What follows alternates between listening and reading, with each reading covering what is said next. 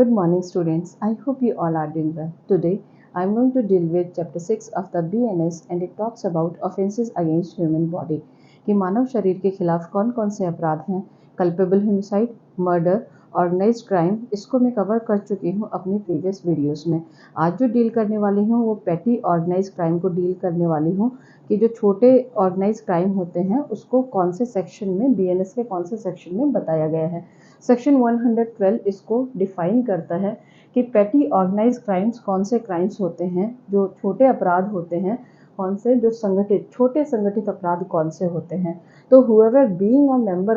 Member of group, या तो वो कोई ग्रुप का मेंबर होते हुए या फिर कोई गैंग का मेंबर होते हुए क्या करता है, या तो अकेला या फिर जॉइंटली, वेदर सिंगली और जॉइंटली, या तो वो सिंगल तरीके से अकेला या फिर जॉइंटली क्या कर रहा है, कमिट्स कौन सी एक्टिविटीज कमिट कर रहा है, थेफ्ट कर रहा है, स्नैचिंग कर रहा है, चीटिंग कर रहा है, या फिर unauthorised selling of tickets, unauthorized batting और गैम्बलिंग, या फिर selling of public examination of question papers, या फिर any other similar criminal act. ऐसी ही कोई सिमिलर एक्टिविटी कर रहा है वो पर्सन, या तो सिंगली या जॉइंटली, क्या कौन सी एक्टिविटीज़, थेफ्ट, चोरी, स्नैचिंग वगैरह, चीटिंग,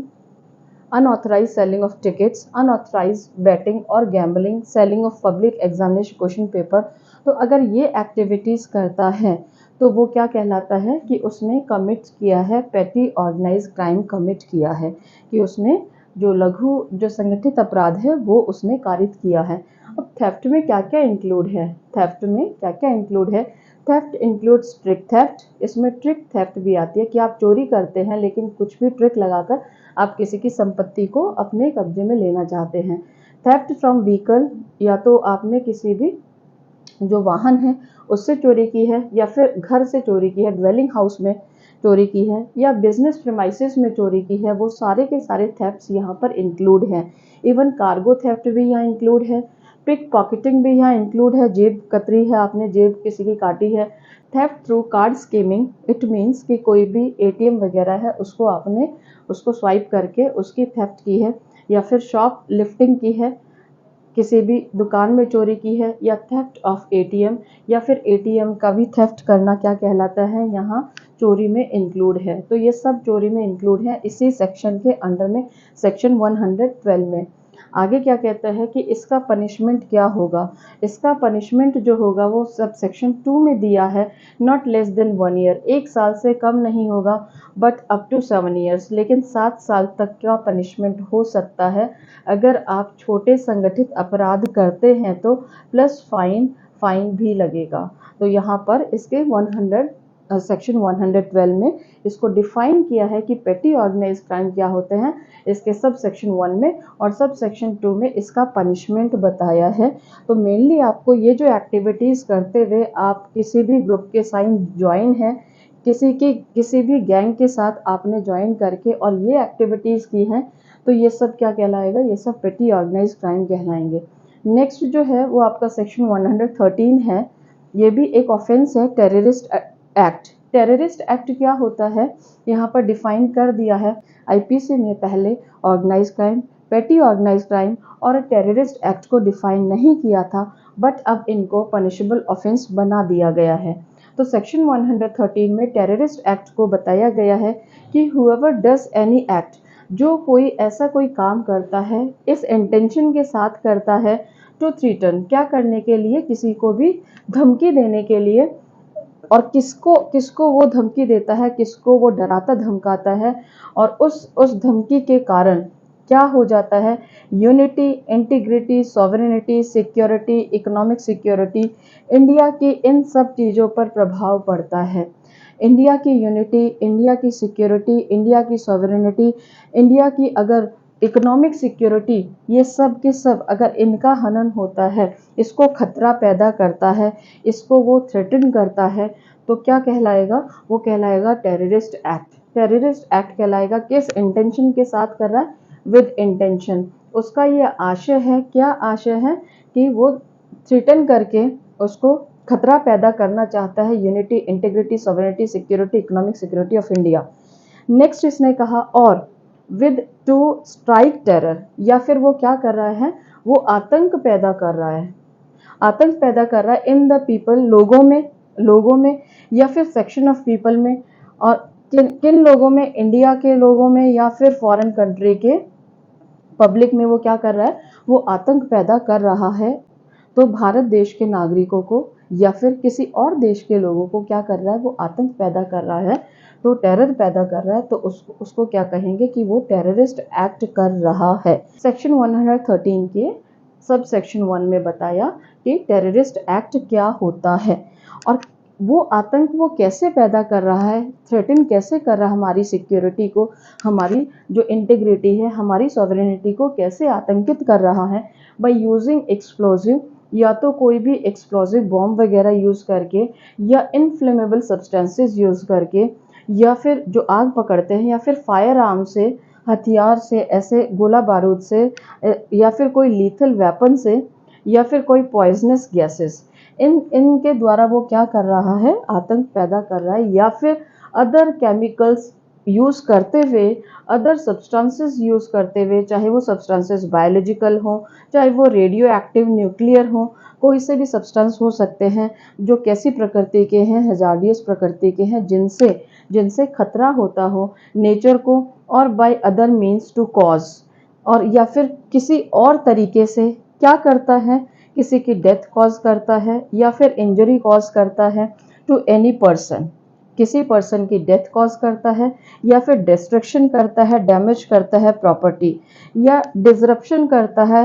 एसेंशियल सर्विसेज, जो इंडिया में एसेंशियल सर्विसेज की जरूरत है उनको क्या कर रहा है, उनमें बाधा उत्पन्न कर रहा है, या फिर damage monetary stability of India, India की जो मॉनेटरी साख है उसको क्या कर रहा है, उसको गिराने की कोशिश कर रहा है, या फिर damage to defence system of India, India का डिफेंस सिस्टम जो है उसको डैमेज या डिस्ट्रॉय कर रहा है इन एक्टिविटीज़ के थ्रू, तो वो भी टेररिस्ट एक्ट होगा। नेक्स्ट कौन सा टेररिस्ट एक्ट होगा, इन्होंने कहा कि वो डराता धमकाता है bye means of criminal force, criminal force उसको दिखाकर या फिर उसको यूज़ करके, क्रिमिनल फोर्स को यूज़ करके वो, या फिर उसका अटेम्प्ट करके क्या कर रहा है, किसकी डेथ कर रहा है, पब्लिक फंक्शनरी की, किसी भी पब्लिक फंक्शनरी की, और ये पब्लिक फंक्शनरी कौन होगा, ये सेंट्रल गवर्नमेंट अपनी नोटिफिकेशन में डिफाइन कर सकती है कि पब्लिक फंक्शनरी कौन होते हैं, उनकी अगर डेथ कॉज करता है तो वो भी क्या आएगा, टेररिस्ट एक्ट होगा। नेक्स्ट है सी कि detain, kidnap, abduct, threat to kill any person, किसी भी व्यक्ति को डिटेन करता है, किल करता है, या फिर उसको किडनैप करता है, अबडक्ट करता है, या उसे धमकी देता है वो, और उसको कंपेल करता है, किसको कंपेल कर रहा है, किसी भी गवर्नमेंट को, सरकार को, चाहे वो इंडियन गवर्नमेंट हो, चाहे वो स्टेट गवर्नमेंट हो, या फिर कोई फॉरेन गवर्नमेंट को, किसी अदर स्टेट की, किसी दूसरे देश की गवर्नमेंट को, या कोई ऐसी संस्था को जो चाहे इंटरनेशनल संस्था हो और चाहे वो कोई सी भी संस्था हो, उसको क्या करता है, टू डू और नॉट टू डू, उसे कंपेल करता है, मजबूर करता है कोई काम करने को गवर्नमेंट को, और कोई काम न करने को मजबूर करता है, तो वो यहाँ पर क्या करता है, टेररिस्ट एक्ट करता है, ये कहा जाएगा। तो ए आपका यहाँ पर ए, बी और सी, ये सारी एक्टिविटीज़ जो हैं ये किस में कवर होती हैं, ये तीनों एक्टिविटीज़ टेररिस्ट एक्ट में कवर होती हैं। नेक्स्ट आपका सब सेक्शन 2, सब सेक्शन 2 में पनिशमेंट दिया है कि कितना पनिशमेंट होगा इस टेररिस्ट एक्ट के लिए, इस सेक्शन 113 के लिए कितना पनिशमेंट होगा, ये सब सेक्शन 2 में बताया है। तो इसको हम दो उसमें डिवाइड कर सकते हैं पार्ट्स में इसके पनिशमेंट को, कि अगर ये एक्टिविटीज़ जो की हैं इससे किसी की डेथ कॉज होती है तो कितना पनिशमेंट मिलेगा, तो उसको फांसी की सज़ा मिल सकती है, उसे लाइफ इम्प्रिजनमेंट मिल सकता है, प्लस फाइन मिलेगा। तो यहाँ पर अगर डेथ कॉज होती है तो, और अगर ये एक्टिविटीज़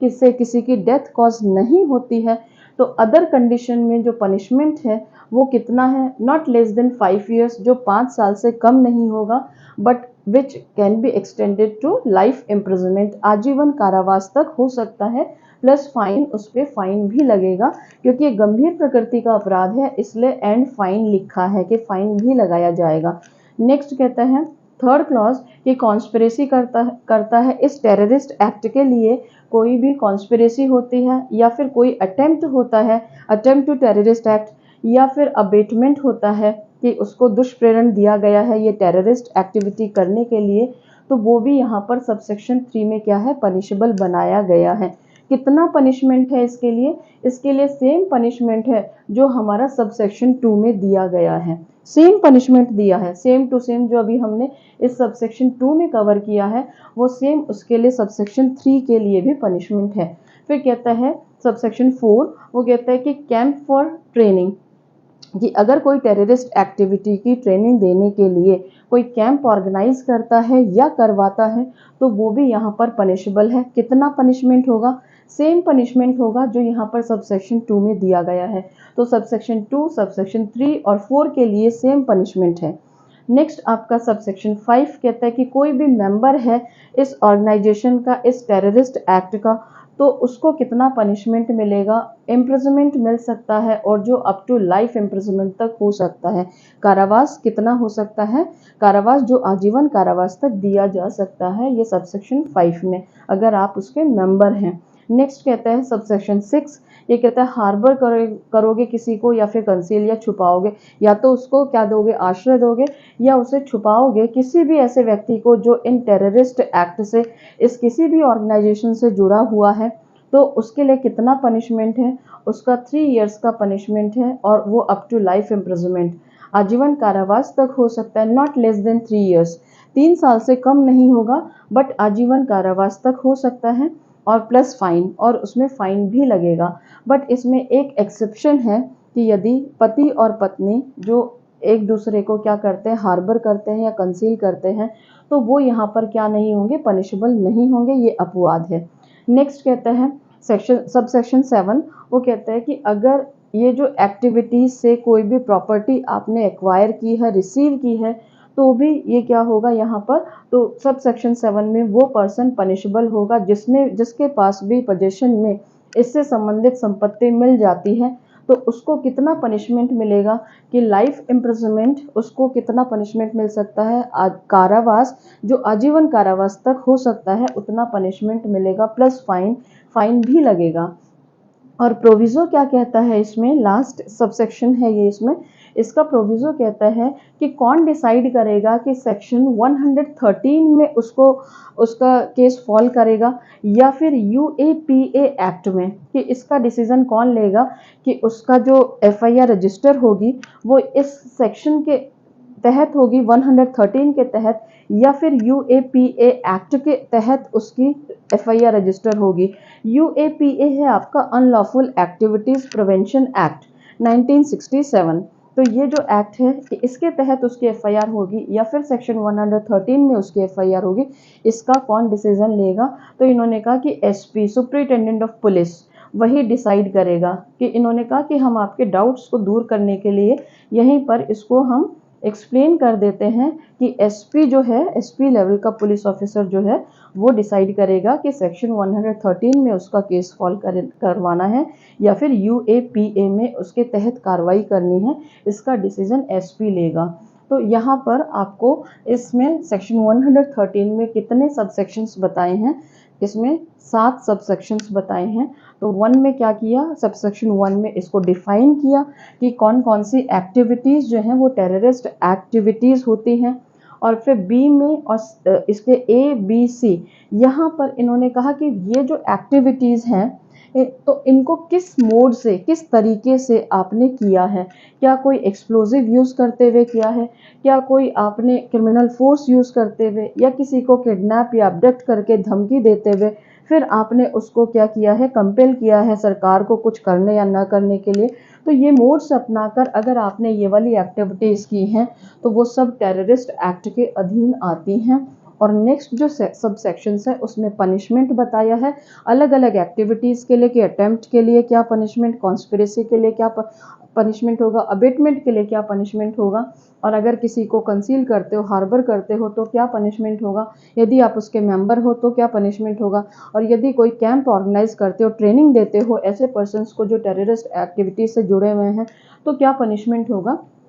ये सब कुछ इसमें 113 में बताया गया है। तो आई होप स्टूडेंट्स ये सेक्शन 112 एंड 113 आपको समझ में आया होगा। ये जो 3 ऑफेंसेस हैं ये बीएनएस में नए जोड़े गए हैं। ये आपका ऑर्गेनाइज्ड क्राइम, पेटी ऑर्गेनाइज्ड क्राइम और ये टेररिस्ट एक्ट जो है ये बीएनएस में न्यू एडिशन है। इनको पनिशेबल बना दिया गया है। तो आई होप स्टूडेंट्स ये सेक्शंस आपको समझ में आए होंगे। Now I am going to end the session. Thank you students, bye.